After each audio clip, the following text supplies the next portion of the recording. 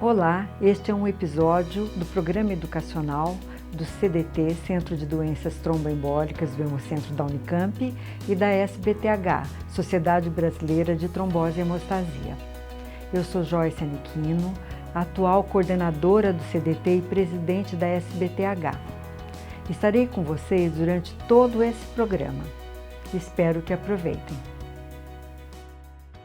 O tema que nós vamos falar hoje é muito atual e de grande relevância, porque com o advento da Covid-19, muito se falou sobre trombose, vacinação, relação com a doença e discutir esse assunto de uma forma científica, correta, é muito importante. E hoje nós temos conosco, então, a doutora Daniela Palheiro, que é hematologista e é pesquisadora da Fundação Oswaldo Cruz. Bem-vinda, doutora Daniela. Obrigada, doutora Joyce, pelo convite. Agradeço a todos aqui pela iniciativa do videocast. Obrigada. Então, a primeira questão houve grande discussão sobre vacinação para a Covid e risco de trombose. Essa relação é só com a Covid ou com qualquer outro tipo de vacina nós podemos ter esse tipo de complicação? Bem, primeiramente, o que foi, a gente viu, né, recentemente mais evidente foi a relação com as vacinas para a Covid, né? E foi muito importante a gente diferenciar dois mecanismos diferentes de trombose, que um deles foi descrito depois das vacinas para a Covid, as vacinas principalmente adenovirais na primeira dose, que é uma síndrome de trombose com trombocitopenia induzida por vacina.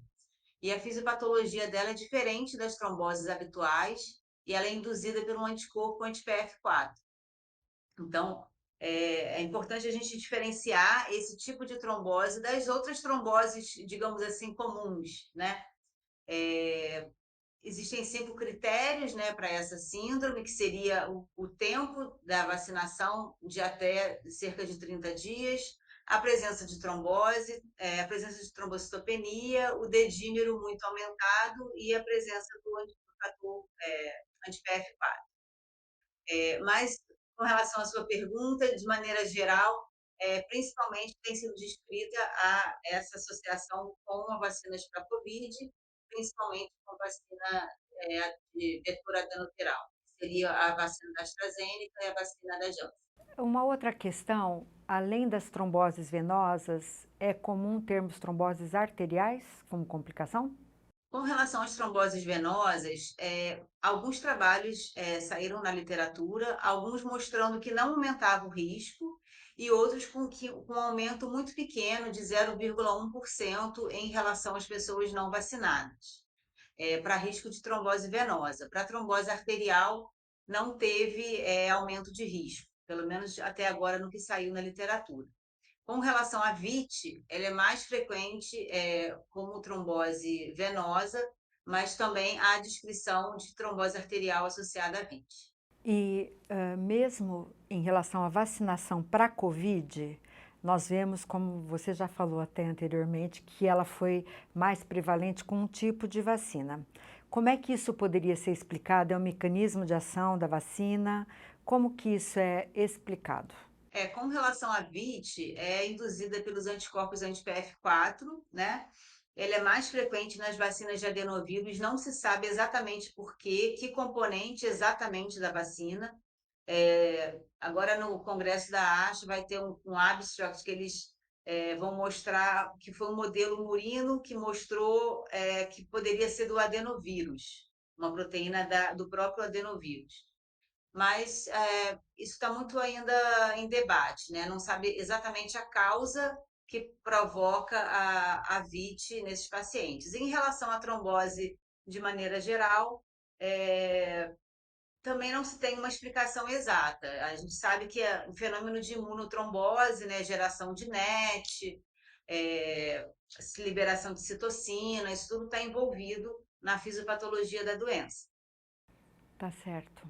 E uma questão, imagina que um paciente foi vacinado com aquelas mais associadas a trombose, apresenta uma trombose relacionada a essa vacinação, ele deve parar de tomar vacina para a Covid-19? No caso de VIT, o paciente se tomou a primeira dose, por exemplo, com vacina de adenovírus, a recomendação é que o reforço seja com uma outra plataforma. Então, habitualmente, a gente recomenda que seja a vacina de RNA. No Brasil, a única que a gente tem disponível seria a Pfizer, né? Mas muitos pacientes, né, desenvolvem trombose e tiveram a vacinação, e isso, na verdade, a gente não tem um embasamento científico para contraindicar a vacinação nesses pacientes, até porque a gente sabe que existe o risco de pegar a doença COVID, então, pesando o risco-benefício, a gente recomenda sim a vacinação. Eu mesmo tive isso no consultório. Muitos pacientes que já tinham tido trombose por um outro motivo, ou que nunca tinham tido trombose, mas sabiam que tinham uma trombofilia hereditária, eles me procuraram nessa época perguntando se eles deveriam ou não fazer a vacinação. A resposta é que sim, sim, devem fazer a vacinação, sim.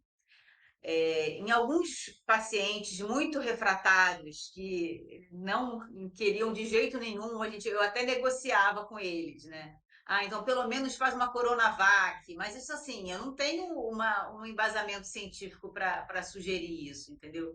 Era uma coisa assim, melhor isso do que nada, né? Para quem era muito refratário. Mas, assim, cientificamente falando, não tem uma contraindicação, porque o mecanismo de trombose, trombose comum, né, que o paciente tem, de trombofilias e tal, não é o mesmo, a fisiopatologia da VIT. Então, por causa disso, não existe um aumento de risco desses pacientes desenvolver VIT. Na verdade, é a idade, né? A idade a gente conhece, abaixo de 50 anos, como um fator de risco, ter recebido a primeira dose de vacina adenovírus e ser a primeira dose. Então, esses são os fatores de risco para o desenvolvimento de VIT. Mas, por exemplo, ter uma SAF não é fator de risco para VIT, enfim, e outras trombofilias também não. Quando então nós avaliamos o risco de desenvolvimento de trombose relacionada à vacina, com o risco do paciente tanto ter a doença, que seria a Covid-19, ou mesmo a própria trombose que pode acontecer na Covid, ainda assim o paciente deve ser orientado e incentivado a ser vacinado? Sim, a gente sabe que o risco de trombose pós-doença COVID, ele é 10 vezes o risco de trombose pós a vacinação por COVID. Então, pensando nisso, a vacinação protege o paciente, né, da doença e das complicações. Então, o paciente não deve evitar de tomar a vacina com medo de trombose, porque a própria doença tem um risco muito maior. E um paciente que tenha tido uma trombose recentemente, vamos supor no último mês, e esteja na fase de ser vacinado, a gente tem que ter algum cuidado com isso? Eu esperaria um pouco, assim, pelo menos uns 2, 3 meses para vaciná-los de novo. Um mês de trombose, eu acho que seria muito precoce Mas, assim, é uma conduta pessoal minha, assim. E com relação a cuidado, não precisa ficar dosando o dedímero, que é uma coisa que às vezes os médicos pedem, ficam dosando o hemograma e dedímero. Não tem indicação de fazer um monitoramento nem com exame de sangue depois da vacinação, nem com dosagem de anti-PF4, por exemplo, também, que foi uma dúvida uma vez que me perguntaram. Então, eu não, com um mês de trombose, eu esperaria um pouco para vacinar e eu não tomaria nenhuma medida assim com relação a exames laboratoriais para o paciente. Agora, com esse tempo todo de evolução, pós a pandemia e com as vacinações de uma forma mais regular, houve uma diminuição na ocorrência dos eventos tromboembólicos ou eles se mantêm no mesmo nível? Não, diminuiu muito por conta justamente da trombose relacionada à doença COVID, né? No início da pandemia, a gente via muita trombose, embolia pulmonar, né? Tromboses muito extensas, os pacientes de muito difícil manejo.